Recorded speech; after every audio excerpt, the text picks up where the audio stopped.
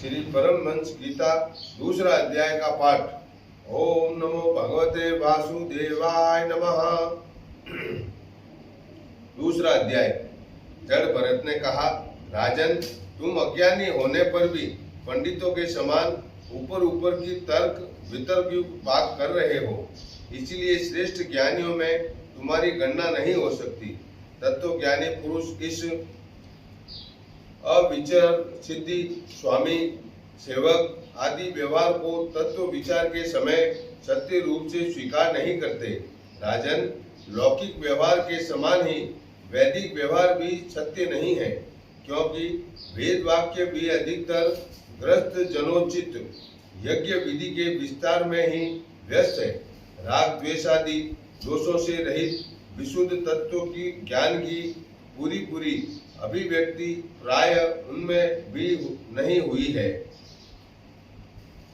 जिसे ग्रस्तोचित यज्ञादि कर्मों से प्राप्त होने वाला स्वर्गादि सुख स्वप्न के समान हेय नहीं जान पड़ता, उसे तत्व ज्ञान कराने में साक्षात उपनिषद वाक्य भी समर्थ नहीं है। जब तक मनुष्य का मन सत्व रज अथवा तमोगुण के वशीभूत रहता है, तब तक वह बिना किसी अंकुश के उसकी ज्ञानेंद्रियों और कर्मेंद्रियों से शुभाशुभ कर्म कराता रहता है। यह मन वासना में विषयासक्त गुणों से प्रेरित विकारी और भूत एवं इंद्रिय रूप 16 कलाओं के मुख्य है। यही भिन्न भिन्न नामों से देवता और मनुष्यादि रूप धारण करके शरीर रूप उपाधियों के भेद से जीव की उत्तमता और अधमता का कारण होता है। यह मायामय मन संसार चक्र में चलने वाला है। यही अपनी देह के अभिमानी जीव से मिलकर उसे कालक्रम से प्राप्त हुए सुख दुख और इनसे अतिरिक्त मोह रूप अवश्यम भावी फलों की अभिव्यक्ति करता है। जब तक यह मन रहता है, तभी तक जागृत और स्वप्न अवस्था का व्यवहार प्रकाशित होकर जीव का दृश्य बनता है। इसीलिए पंडित जन मन को ही त्रिगुणमय अधम संसार का और गुणातीत परमोत्कृष्ट मोक्ष पद का कारण बताते हैं। विषयासक्त मन जीव को संसार संकट में डाल देता है। विषयहीन होने पर वही उसे शांति में मोक्ष पद प्राप्त करा देता है। जिस प्रकार घिसे भिगी हुई बत्ती को खाने वाले दीपक से तो धुएं वाली शिखा निकलती रहती है, और जब घी समाप्त हो जाता है तब वह अपने कारण अग्नि तत्व में लीन हो जाता है। उसी प्रकार विषय और कर्मों से आसक्त मन तरह तरह की वृत्तियों का आश्रय लिए रहता है, और इनसे मुक्त होने पर वह अपने तत्व में लीन हो जाता है। वीरवर, 5 कर्मेंद्रियां, 5 ज्ञानेंद्रियां और 1 अहंकार, ये 11 मन की वृत्तियां हैं, तथा 5 प्रकार के कर्म, 5 तन्मात्र और 1 शरीर, ये 11 उनके आधारभूत विषय कहे जाते हैं।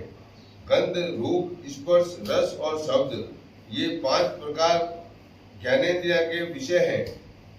मल त्याग, संभोग, गमन, भाषण और लेना देना आदि व्यापार ये 5 कर्मेंद्रिया के विषय हैं, तथा शरीर को यह मेरा है इस प्रकार स्वीकार करना अहंकार का विषय है।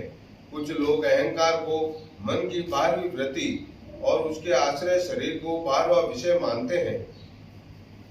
ये मन की 11 वृत्तियां द्रव्य, विषय, स्वभाव, आशय, संस्कार, कर्म और काल के द्वारा सैकड़ों, हजारों और करोड़ों भेदों में परिणित हो जाती है, किंतु इनकी सत्ता क्षेत्रज्ञ आत्मा की सत्ता से ही है, स्वतः या परस्पर मिलकर नहीं है। ऐसा होने पर भी मन से क्षेत्रज्ञ का कोई संबंध नहीं है। यह तो जीव की ही माया निर्मित उपाधि है। यह प्राय संसार बंधन में डालने वाली अविशुद्ध कर्मों में ही प्रवृत्त रहता है। इसकी उपयुक्त वृत्तियां प्रवाह रूप से नित्य ही रहती हैं। जागृत और स्वप्न के समय वे प्रकट हो जाती हैं और सुषुप्ति में छिप जाती हैं। इन दोनों ही अवस्थाओं में क्षेत्रज्ञ, जो विशुद्ध चिन्ह मात्र है, मन की इन वृत्तियों को साक्षी रूप से देखता रहता है। यह क्षेत्रज्ञ परमात्मा सर्वव्यापक, जगत का आदि कारण, परिपूर्ण, अपरोक्ष, स्वयं प्रकाश, अजन्मा, ब्रह्मादि का भी नियंता और अपने अधीन रहने वाला, माया के द्वारा सबके अंतःकरणों में रहकर जीवों को प्रेरित करने वाला, समस्त भूतों का आश्रय रूप भगवान वासुदेव है। जिस प्रकार वायु संपूर्ण स्थावर जंगम प्राणियों में प्राण रूप से प्रविष्ट होकर उन्हें प्रेरित करती है, उसी प्रकार वह परमेश्वर भगवान वासुदेव सर्व साक्षी आत्म स्वरूप से इस संपूर्ण प्रपंच में ओतप्रोत होते हैं। राजन, जब तक मनुष्य ज्ञानोदय के द्वारा इस माया का तिरस्कार कर सबकी आसक्ति छोड़कर तथा काम क्रोधादि 6 शत्रुओं को जीतकर आत्म तत्व को नहीं जान लेता और जब तक वह आत्मा के उपाधि रूप मन को संसार दुख का क्षेत्र नहीं समझता, तब तक वह इस लोक में यों ही भटकता रहता है, क्योंकि यह चित्त उससे शोक, मोह, रोग, राग, लोभ और वैर आदि के संस्कार तथा ममता की वृद्धि करता रहता है। यह मन ही तुम्हारा बड़ा बलवान शत्रु है। तुम्हारे उपेक्षा करने से इसकी शक्ति और भी बढ़ गई है। यह यद्यपि स्वयं तो सर्वथा मिथ्या है, तथापि इसने तुम्हारे आत्म स्वरूप को आच्छादित कर रखा है। इसीलिए तुम सावधान होकर श्री गुरु और हरि के चरणों की उपासना के अस्त्र से इसे मार डालो।